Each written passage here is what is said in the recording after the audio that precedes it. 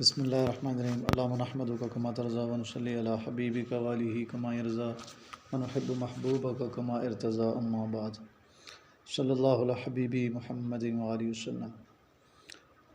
ناظرین محترم، آج کی نشست میں ہم انشاءاللہ سن 5 ہجرت کے واقعات اپنے سونے نبی پاک صلی اللہ علیہ وسلم کے بیان کریں گے۔ آپ ہمارے ساتھ رہیے گا۔ اس سے پہلے اگر آپ نے ہمارا چینل سبسکرائب نہیں کیا تو سبسکرائب کریں، گھنٹی کے بٹن کو دبائیں تاکہ آنے والی ویڈیوز کا نوٹیفیکیشن آپ کو وقت پر پہنچ سکے۔ تو سن 5 ہجرت کے واقعات میں غزوہ خندق کا واقعہ آیا تھا۔ تو جب آپ صلی اللہ علیہ وسلم غزوہ احزاب یعنی غزوہ خندق سے جو ہے اس کے بعد دولت خانہ میں آپ تشریف لائے تو آپ صلی اللہ علیہ وسلم ابھی غسل فرما رہے تھے کہ حضرت جبرائیل علیہ السلام آئے اور کہا کہ اللہ تعالیٰ کا حکم ہے فوری بنی قریظہ پر چڑھائی کرنی ہے۔ تو آپ صلی اللہ علیہ وسلم نے اسی وقت لشکر روانہ کیا اور مع لشکر بنی قریظہ کا محاصرہ فرمایا۔ انہوں نے گھبرا کر درخواست کی کہ ہم اس طرح اترتے ہیں کہ سعد بن معاذ جو ہمارے لیے حکم دیں، ہمیں وہ منظور ہے۔ وہ صحابی قبیلہ اوس میں تھے جو بنی قریظہ کے حلیف تھے، یعنی دوست۔ بنی قریظہ کو یہ خیال تھا کہ دوست ہونے کے سبب جو ہے وہ رعایت کریں گے سعد بن معاذ۔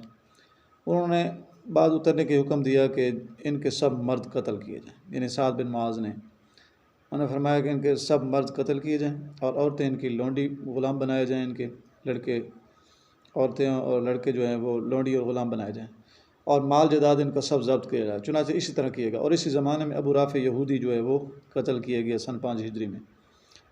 یہ بڑا مالدار تھا، سوداگر تھا اور خیبر کے قریب ایک گڑھی میں رہا کرتا تھا۔ احزاب کو لڑائی کی ترغیب دینے میں یہ بھی شریک تھا۔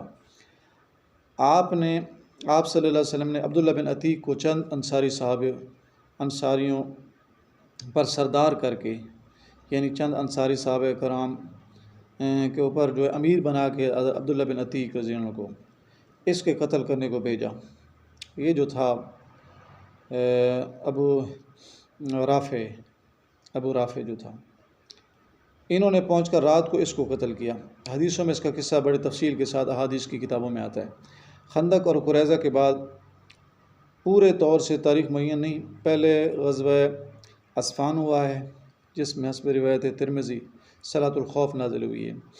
صلاۃ الخوف یعنی خوف کی نماز جو ہے اسی غزوہ اسفان جو ہے اس میں نازل ہوئی۔ صلاۃ الخوف کا مطلب ہے جب دشمن کا خوف ہو تو امام 2 گروہ بنا لے، ایک گروہ امام کے ساتھ نماز پڑھے جماعت سے، دوسرا کافروں کے ساتھ لڑائی کرے، اور وہ گروہ پھر آ کے امام کے ساتھ پڑھے اور یہ جو ہے وہاں محاذ پہ چلے جائیں۔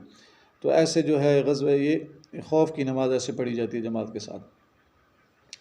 اور اس کے بعد سریہ خبط ہوا۔ خبط کہتے ہیں جڑے ہوئے پتوں کو۔ صحابہ کرام نے شدت بھوک سے پتے جھاڑ کر کھائے تھے۔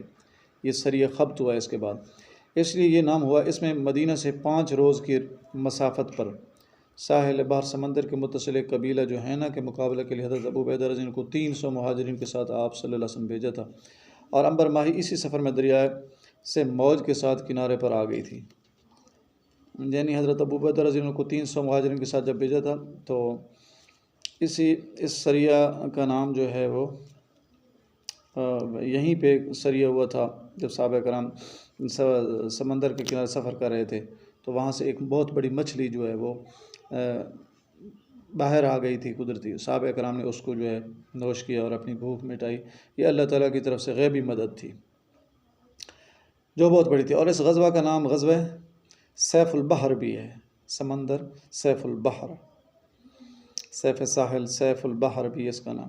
بعض روایات میں ہے کہ کافر قریش کے تعرض کے لیے یہ لشکر گیا تھا، اور اس سال میں اور بقول بعض رات کے قول اس سے پہلے سال میں آیت حجاب نازل ہوئی۔ اس سال یا اس سے 1 سال پہلے آیت حجاب یعنی پردے کی آیت نازل ہوئی۔